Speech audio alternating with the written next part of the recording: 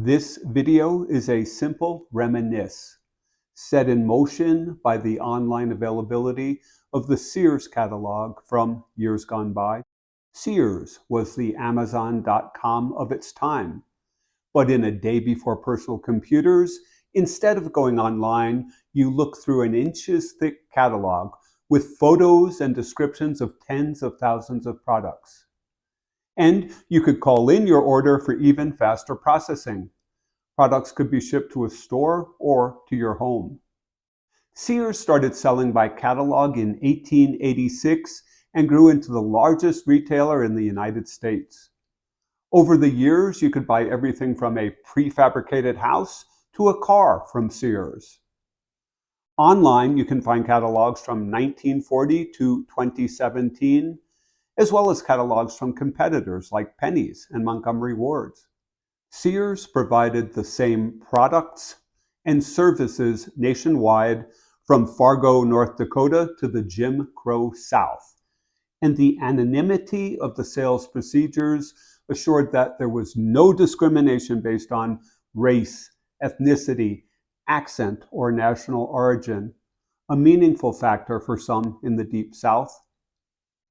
Sears seemingly recognized the diversity of its customer base, becoming one of the first retailers to market a sympathetically designed African American doll in 1951. Now, my memories of the Sears catalog are not as important as that, but I have a bit of a funny memory from the Sears catalog, and that was the year I got colored underwear. I just turned 14 and I was paging through the 1,400 plus page catalog when I saw a photo of colored underwear. It was a revelation. Boys' underwear did not have to be white. I asked my mother to order me some, and to my surprise, she agreed. I was so excited to receive the new product, and I felt I was a highly stylish young man below my outerwear, although in truth, the only people who ever saw the colored underwear were myself and my mother. And looking online, there was that radical product itself, 3 pairs for $3.99. But the reminisce took me further into considering my 14th year. For me, a year of radical changes that probably doesn't exist for young people today. When I first turned 14, my world was limited by how far I could ride my bicycle or go after school on a city bus. That was not very far. Those were probably the last clothes my parents bought for me.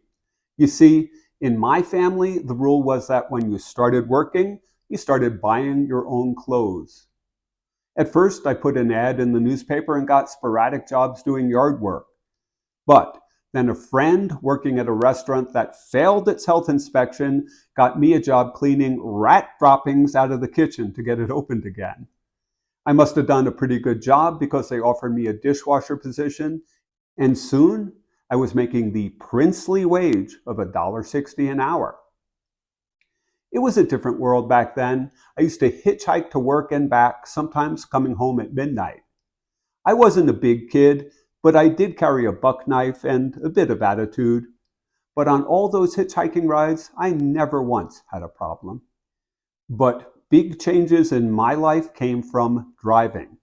In my rural state, you could get a regular license at 15, but if you took driver's education, you could get it at 14 years and 7 months. And as a lad who loved cars, you can bet I was at the MVD the day after I was old enough. Now, I don't recall any parental permission for getting the license. I know my brother took me to MVD and I was going to use his car for the driver's test, but the road test guy came out, looked at me, scribbled something and said, "You got an 87 on your driver's test." Now, I argued with him and said I would have gotten a 100, but he said, "Just take it and go." So I left at age 14 with a newly minted driver's license.